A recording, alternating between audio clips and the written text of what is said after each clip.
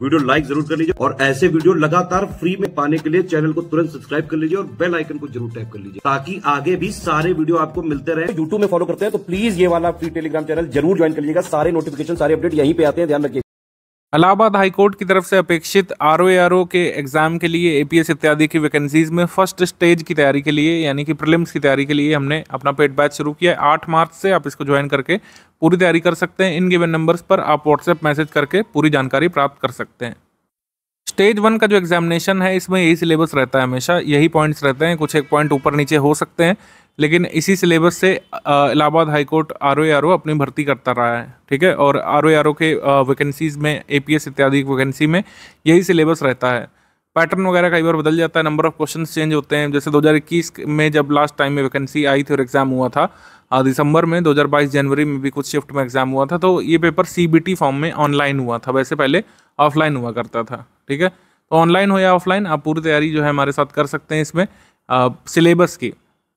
इसके सिलेबस में आप देखिए general science, history of India, Indian national movement, Indian polity, economy, culture, Indian agriculture, trade, commerce, population, सारे points वैसे ही आपको देखने को मिल रहे हैं। जैसे यूपीपीएससी में जब भी कोई पेपर होता है उसमें जीएस के पॉइंट्स होते हैं। एडिशनल इसमें क्या है, जनरल इंग्लिश इसमें एडिशनल है जो नहीं होती है सारे एग्जाम्स में, और एक एलिमेंट्री नॉलेज ऑफ कंप्यूटर्स ये इसमें एडिशनल है, और थोड़ा सा मैथमेटिक्स के भी सवाल इसमें आते हैं।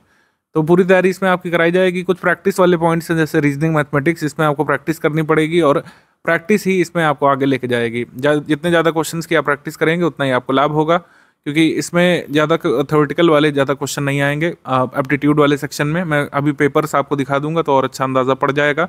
और बाकी जो चीज़ें बच रही हैं उसका इस तरीके का कंटेंट दिया जाएगा कि अगर आपने अच्छे से पढ़ के रिवाइज कर लिया है, क्योंकि हमारे पास काफ़ी टाइम भी है अभी, आप अच्छे से पढ़ सकते हैं, रिवाइज कर सकते हैं और हमारे प्रैक्टिस रिसोर्सेज को फॉलो करके अपनी मजबूत तैयारी कर सकते हैं इन पॉइंट्स की, जिससे आपका एग्जाम हो तो आप उसमें अच्छा परफॉर्म कर सकें।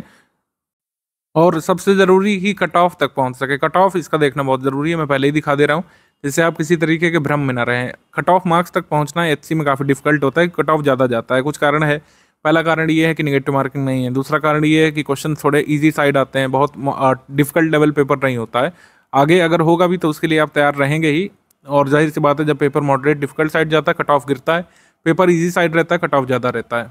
तो यूआर का कट ऑफ यहाँ पर 206 नंबर करीब गया था 2018-19 वाले में, और ये मैं जो है कट ऑफ बता रहा हूँ 250 में से, क्योंकि 50 की यहाँ पर टाइपिंग टेस्ट भी होता है, ठीक है, कंपलसरी टाइपिंग टेस्ट होता है, और 200 मार्क्स यहाँ पर आपके सीबीटी के जोड़े जाते हैं स्टेज 1 के। तो उसको मिला करके ये आपका कट ऑफ बना था 205 नंबर, और ये फिर भी काफ़ी ज़्यादा माना जाएगा, क्योंकि जो टाइपिंग टेस्ट होता है उसमें जो टाइपिंग सीखे हुए लोग हैं आसानी से 40, 45, 47, 48 तक नंबर भी स्कोर कर सकते हैं। टाइपिंग के थ्योरेटिकल नहीं, उसमें आपको पूरे नंबर कई बार मिलते हैं। तो आपको ये मान के चलिए कि आपको 170, 175 नंबर टारगेट करने पड़ते हैं अपने सीबीटी में या फिर फर्स्ट स्टेज में, और ये बिल्कुल लाए जा सकते हैं, ऐसा नहीं कि कोई लाया नहीं है। पिछली बार भी हमारे कई सारे लोग जो है फाइनली इतने नंबर लाकर सेलेक्ट हुए थे, कुछ लोगों के 190 तक भी पहुंचे थे, 185, 90। सो ये आप कर सकते हैं इसमें। 212.70 कट ऑफ यहाँ पर 2019 वाले एग्ज़ाम का गया था, और अभी हाल में एचसी का जो एग्ज़ाम लास्ट हुआ था आपका 2021 और 22 में, उसका भी फाइनल कट ऑफ रिलीज़ कर दिया गया है। वो मैं अभी आपको शो कर दे रहा हूँ तो आपको अंदाज़ा पड़ जाएगा। ये कट ऑफ आपका गया था यूआर मतलब ये 2021 वाले एग्ज़ाम में, 2021 और 22 में जो दिसंबर में जनवरी में अलग अलग शिफ्ट में जो सीबीटी हुआ था उसमें कट ऑफ ही गया था। अलग अलग पोस्ट पर अलग अलग कैटेगरी वाइज यहाँ पे गिवन है। पेपर का स्तर कुछ इस तरीके का होता है, कहने को तो आरओ का ये पेपर होता है, लेकिन लेवल अभी तक देखा गया है कि इजी साइड रहता है, इजी मॉडरेट साइड रहता है। कुछ क्वेश्चंस थोड़े से ट्रिकी टिपिकल होते हैं, क्वेश्चंस बहुत लेंदी नहीं होते हैं, ये इसमें देखा गया है, ठीक है। Name the tube which connects the kidney to urinary bladder हो गया, basic question NCERT based. Convex lens को और किस नाम से जाना जाता है, किस कलर के रे सबसे ज़्यादा बेंड होते हैं प्रिज्म से पास होने पर, रियर व्यू मिरर के रूप में हम किसको इस्तेमाल करते हैं, इस सब अवधारणा पे आधारित question, basic uses. Mahavir Jain ने अपनी आखिरी सांस कहाँ पे ली थी। बेसिक क्वेश्चन जो पढ़ते हुए आ रहे हैं जीएस के, जो बहुत बेसिक चीज़ें होती हैं वो इसमें पूछी जाती हैं। मौर्य किंगडम की स्थापना किसने की। कुछ शिफ्ट में थोड़े से टिपिकल भी थे, जैसे प्रथम झंडा के बारे में पूछा गया था, संगठन और उसके नायक कौन कौन थे मॉडर्न हिस्ट्री में, इस तरीके से। लेकिन कोई भी क्वेश्चन ऐसा नहीं था जो आपको लगे कि जैसे यूपीपीएससी आरओ स्तर के क्वेश्चन होते हैं वैसा हो, ऐसा कोई क्वेश्चन नहीं देखा गया था। इकोनॉमी जो इंडस वैली की थी वो किस पे आधारित थी? पशुपालन पे, शिल्प पे, कृषि पे या व्यापार वाणिज्य पे? ठीक है, सिंपल बात है, व्यापार वाणिज्य। मुस्लिम स्कॉलर जिन्होंने महमूद गजनी को कह सकते हैं अकम्पनी दी थी यहाँ पे आने पर इंडिया एक्सपीडिशन में, उनका नाम? In which century did famous Chinese pilgrim Fahien किसके शासनकाल में आया था? श्यामजी कृष्ण वर्मा ने इंडिया होम रूल सोसाइटी की स्थापना कहाँ की थी? इस सब क्वेश्चन जो कई बार आप देखते रहते हैं, पुराने सालों के जो रिपीटेड क्वेश्चन है वो ज़्यादा आते हैं इसमें, यही कारण है कि कट ऑफ थोड़ा ज़्यादा रहता है। हिंदी क्वेश्चंस भी इजी साइड रहते हैं और मैथ्स रीजनिंग के भी क्वेश्चन कोई बहुत डिफिकल्ट साइड नहीं रहते हैं। आप देखिए इस पेपर में मैथ्स रीजनिंग के क्वेश्चन इसमें अगर आप देखें बहुत डिफिकल्ट इसमें नहीं होते हैं।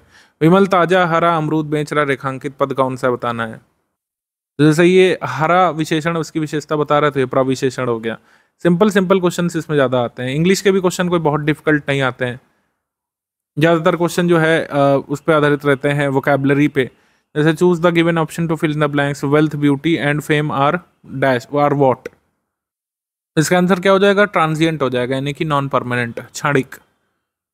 She goes to work at unusual hours, तो वर्क क्या है? वर्क एडजेक्टिव है, एडवर्ब है, वर्ब है कि नाउन है इसमें? ठीक है, वर्क तो वैसे वर्ब होता है, लेकिन वाक्य में क्या है ये बताना है। तो वाक्य में क्या हो रहा है? वाक्य में नाउन की तरीके काम कर रहा है। सो इस तरीके से आपको करना पड़ता है। इसमें कंप्यूटर क्वेश्चन से भी ज़्यादा कोई टिपिकल नहीं देखने को मिलता है। इसी वजह से मैंने कहा कट ऑफ ज़्यादा क्यों जाता है, ये मैं आपको दिखाने की कोशिश कर रहा हूँ। कट ऑफ इसीलिए ज़्यादा जाता है क्योंकि मोस्टली क्वेश्चन डुएबल होते हैं। पेपर दो तरीके से बनता है। जो आप बाईं तरफ देख रहे हैं ये यूपीपीएससी आरओ पेपर के क्वेश्चन है। ये यूपीपीएससी आरओ पेपर इस तरीके का बनाता है। ये कुछ क्वेश्चंस मैंने निकाल ले हैं, जैसे इसमें कथन और कारण वाले जो क्वेश्चंस आते हैं, कई सारे आजकल पूछे जा रहे हैं। अभी कथन होता है, कारण होता है, उसमें आपको बताना पड़ता है क्या उसकी स्पष्ट व्याख्या कर रहा है या फिर नहीं। अगर कोई डिटेल वाला क्वेश्चन है तो उसमें 2 या 3 स्टेटमेंट दी होती हैं, उसमें बताना पड़ता है कोई एक सही है, कोई 2 सही है या दोनों सही है। अभी कथन कारण वाले सवाल, मिलाने वाले सवाल, डिटेल वाले सवाल जिसमें एक ही फैक्ट के बारे में कई सारे इन्फॉर्मेशन यहाँ पे पूछी जाती है। पंजाब के विलय के बारे में यहाँ पे 3 चीज़ें पूछी गई हैं, इनमें से बताना है कौन सा सही है कौन सा नहीं सही है। जबकि आप देखेंगे दाईं तरफ क्या दिया हुआ है, ये एचसी के क्वेश्चंस है। ये हमने पीडीएफ आपको ग्रुप में शेयर भी कर दी है। एचसी आरओ के क्वेश्चंस हैं और इसमें आप देखेंगे तो ये पाएंगे ज़्यादातर क्वेश्चंस डुएबल हैं और क्वेश्चंस लेंदी नहीं है। जैसे इसमें पूछा है कि कौन सा एंजाइम जो रिस्पॉन्सिबल होता है ब्रेकडाउन ऑफ प्रोटीन के लिए स्टमक में, कौन सा ग्लैंड ग्रोथ हार्मोन सेक्रीट करता है, जो कौन सा स्नेहक यानी लुब्रिकेंट के रूप में इनमें से इस्तेमाल किया जाता है। तो आंसर जो है ग्रेफाइट हो जाएगा, simple.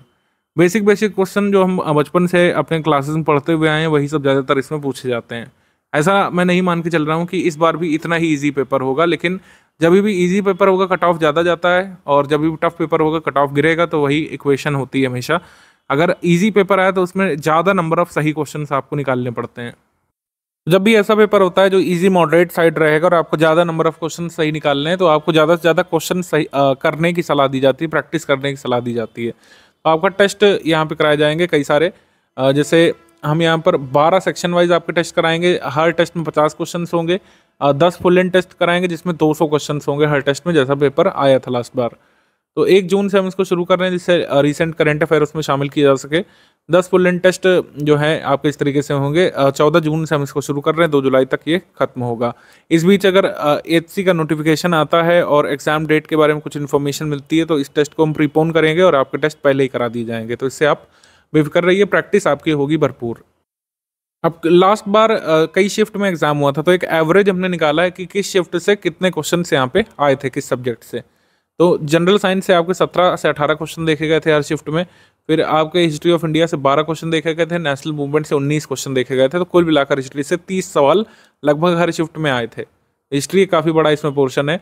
Indian polity, economy, culture से यहाँ पर देखे गए थे 16 प्रश्न। 10 प्रश्न यहाँ पर इंडियन एग्रीकल्चर, ट्रेड, कॉमर्स से देखे गए थे, जिसमें डेटा भी पूछा गया था, बेसिक भी पूछा गया था। World geography, geography of India, resources से यहाँ पे 7 क्वेश्चन आए थे।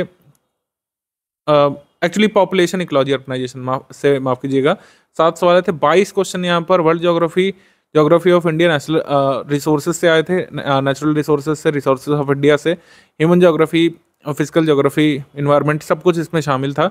इससे 22 सवाल आए थे। 20-22 सवाल हर शिफ्ट में, किसी में 24 थे, किसी में 20, तो एवरेज यहाँ पर निकाला गया 22। 21 भी थे किसी किसी शिफ्ट में। करंट अफेयर से यहाँ पर 19 सवाल पूछे गए थे, मतलब 10% पोर्शन आपका करंट अफेयर का रहता है। कभी कभी 25 सवाल तक भी करंट अफेयर के देखे गए थे एक शिफ्ट में। फिर एप्टीट्यूड सेक्शन से अब 25 प्रश्न इसमें आए थे। Special knowledge regarding education, culture, agriculture, industry, trade of Uttar Pradesh, मतलब यूपी जीके से कुल मिलाकर यूपी करंट अफेयर से 11 सवाल आए थे इसमें।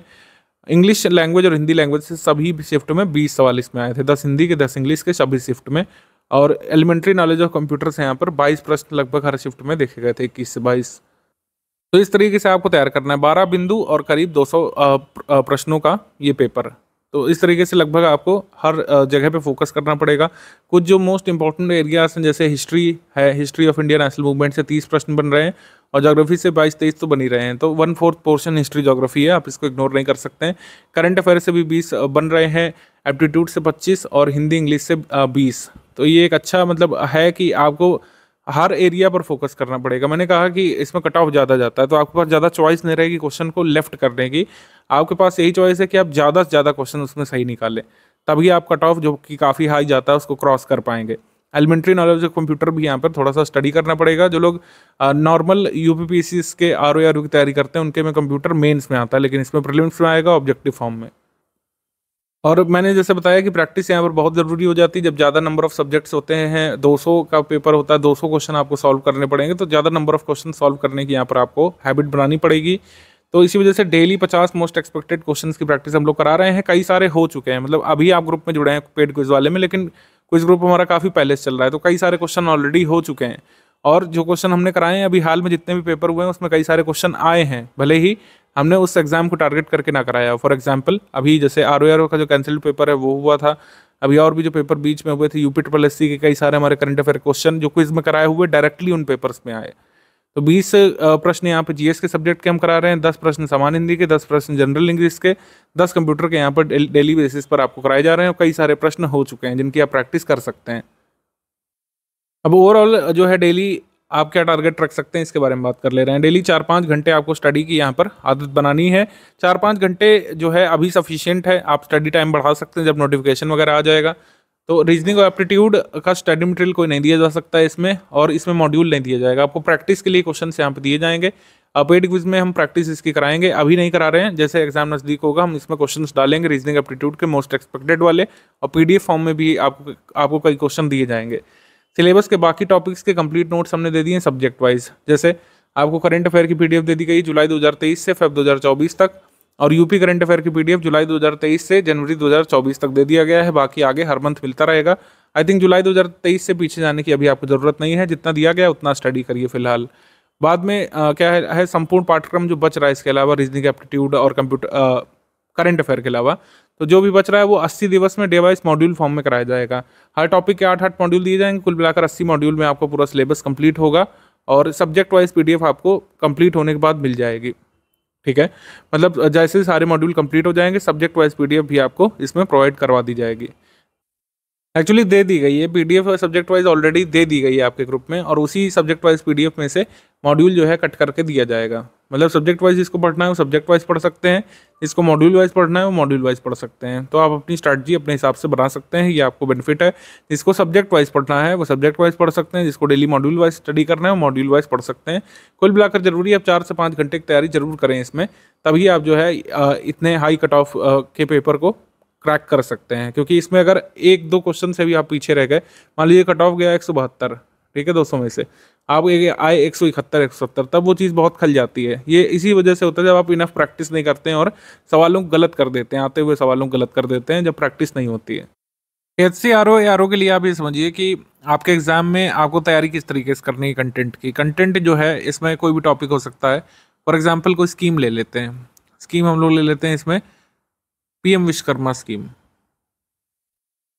पीएम विश्वकर्मा योजना ये लॉन्च किया गया। अब इसमें तथ्य जो है वो आपके एग्जाम में इसी तरीके से पूछे जाएंगे। पीएम विश्वकर्मा एक बहुत इंपॉर्टेंट टॉपिक है, इसी वजह से मैं इसका उदाहरण ले रहा हूँ कि ये आपका तैयार भी हो जाए। पीएम विश्वकर्मा को किसने लॉन्च किया था? पीएम मोदी जी ने। कब लॉन्च किया था? व्हेन, तो डेट इसमें इंपॉर्टेंट है, 17 सितंबर 2023। अब इसमें हु में आप लिख सकते हैं बेनिफिशरीज, इसमें पूछ सकते हैं बेनिफिशरी कौन होंगे। यानी इसका लाभ किसको मिलेगा? बेनिफिशियरी होंगे 18 तरीके के ट्रेडर्स। 18 ट्रेडर्स, 18 तरीके का जो काम होता है, मछली का जाल बनाने वाले, औजार बनाने वाले, ब्लैक स्मिथ हो गए और बढ़ई वगैरह होगा, इनको लाभ दिया जाएगा। वॉट, वॉट क्या है? वॉट का मतलब इसमें आ जाएगा क्या लाभ इसमें दिया जाएगा। इसमें 6 तरीके का सपोर्ट दिया जाएगा, जिसमें रिकॉग्निशन है, स्किल अपग्रेडेशन है, मार्केटिंग सपोर्ट है, ये सब ठीक है। डिजिटल पेमेंट का कह सकते हैं इंसेंटिव भी है। कितना मिलेगा अगर आपसे पूछें तो इसमें, जैसे आपसे पूछें इसके तहत कितने लोन का यहाँ पे प्रावधान किया गया है, कितना क्रेडिट मिल सकता है।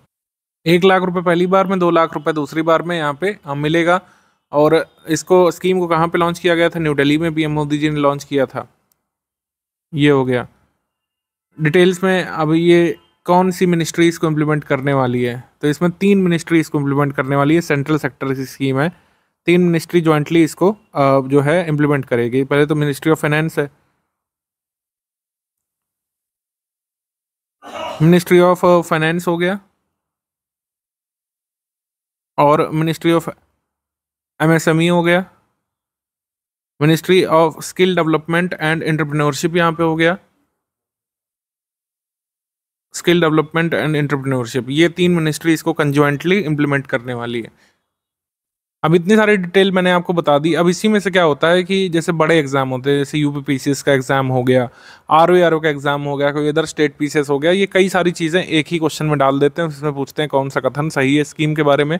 जबकि एचसीआरओ में क्या होगा, हर शिफ्ट में आप देखेंगे, अगर मल्टीपल शिफ्ट में पेपर हुआ, इसमें अलग अलग चीज़ें पूछी जाएंगी। कोई एग्जाम मतलब ये डेट पूछेगा किस डेट पर आई थी, कोई पूछेगा कि इसमें जो है कितना क्रेडिट दिया जाएगा, और इसमें पूछेंगे कितने तरीके का सपोर्ट इसमें प्रॉमिस किया गया है। किसी मिनिस्ट्री पूछ ली जाएगी और वेन्यू पूछ ली जाएगी कहाँ पे इसको लॉन्च किया गया।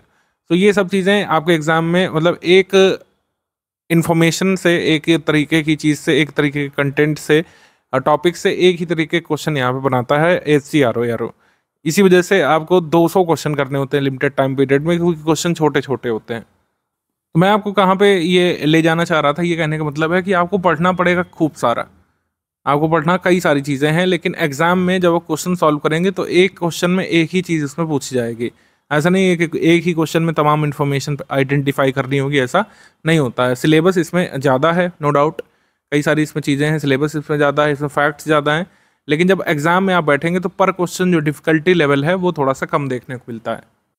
5 आवर्स डेली का एक आपको टाइम प्लान अपना बनाना चाहिए, चाहे आप सब्जेक्ट वाइज पढ़ें चाहे मॉड्यूल वाइज। सब्जेक्ट वाइज भी आपको ऑप्शन अवेलेबल है और मॉड्यूल वाइज भी। जो लोग मॉड्यूल वाइज स्टडी करेंगे वो जो है मॉड्यूल को 1 आवर आप फॉलो करिए, 1 घंटा आपको मॉड्यूल पढ़ने में जाएगा, जो आपको दिया जाएगा। अब मॉड्यूल कैसे कैसे आएगा उसका हमने पूरा टाइम प्लान भी दिया होगा आपको।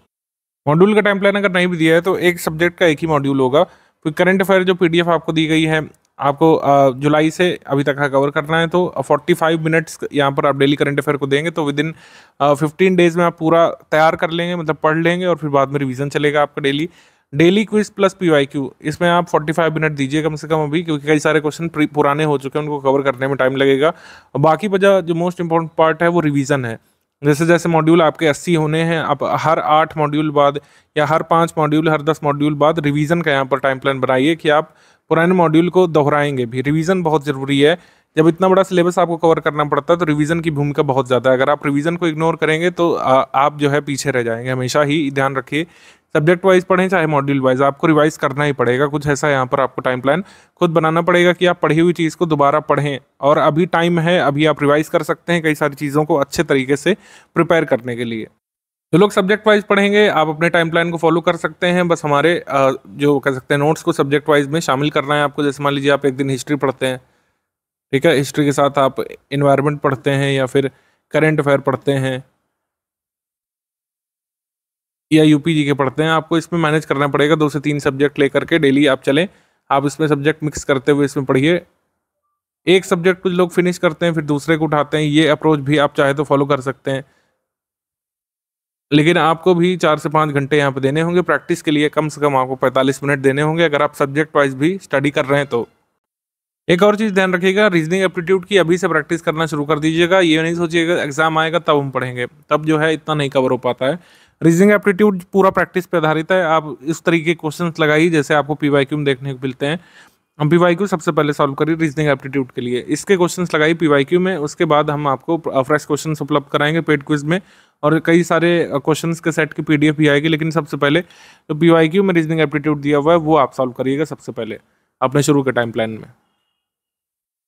जिन चीज़ों से आपको बचना है वो मैं पहले ही बता दे रहा हूँ। लाइव क्लासेस जैसी चीज़ से कतई बचिए। यहाँ पे एचसी जैसा जो एग्जाम पूरी तरीके से फैक्चुअल रहने वाला है।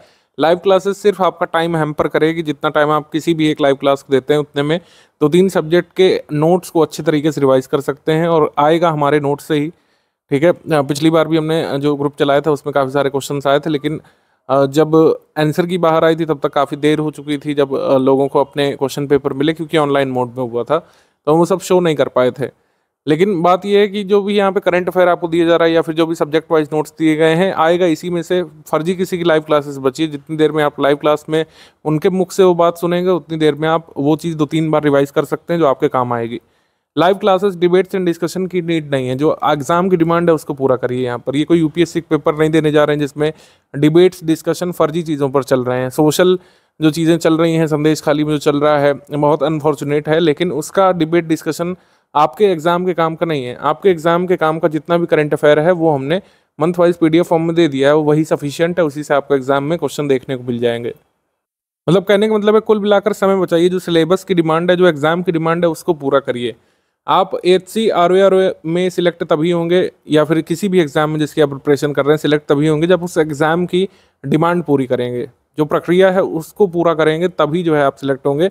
आप कितना बड़े ज्ञाता हैं, आपको कितनी नॉलेज है किसी भी डिस्कोर्स के बारे में, आप कितना अच्छा डिबेट डिस्कशन कर लेते हैं या फिर अच्छे ओरेटर हैं, उससे नहीं फर्क पड़ता है। जब तक आप वो अंक नहीं लाएंगे जो कट ऑफ जो आयोग निकालेगा या फिर जो भी एग्जाम करा रहा है एजेंसी, वो बताएगा कि इतना अंक चाहिए, जब तक आप उस अंक तक नहीं पहुंचेंगे सारे डिबेट डिस्कशन डिस्कोर्स सब बेकार है।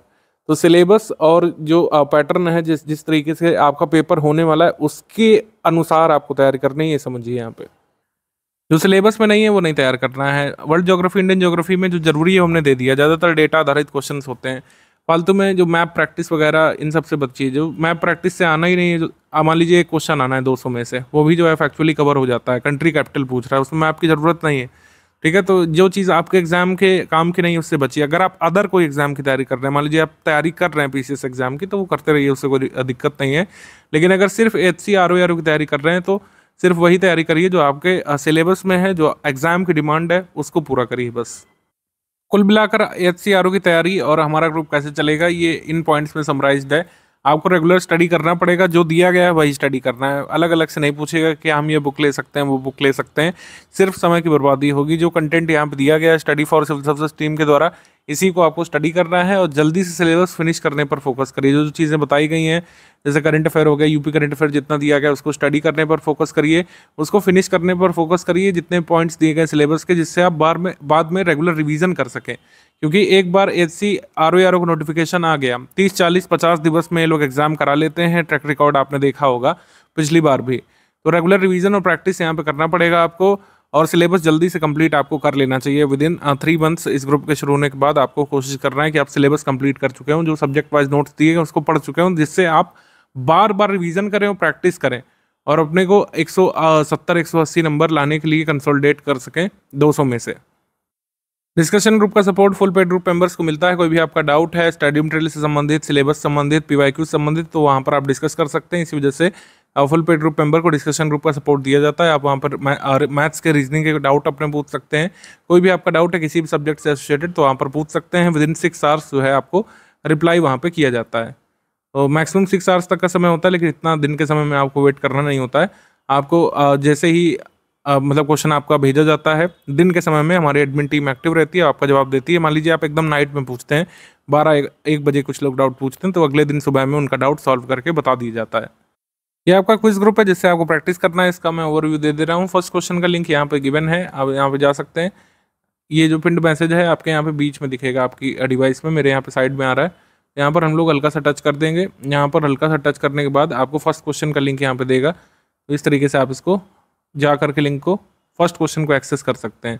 क्विज कैसे अटेम्प्ट करना है इसका एक वीडियो भी मैंने बना कर दिया था, तो इसको आप देख सकते हैं, इससे पूरा समझ जाएंगे क्विज कैसे अटेम्प्ट करना है। जैसे अध्यक्ष और उपाध्यक्ष की अनुपस्थिति में लोकसभा की अध्यक्षता कौन करते हैं? Who presides over Lok Sabha in the absence of speaker and deputy speaker.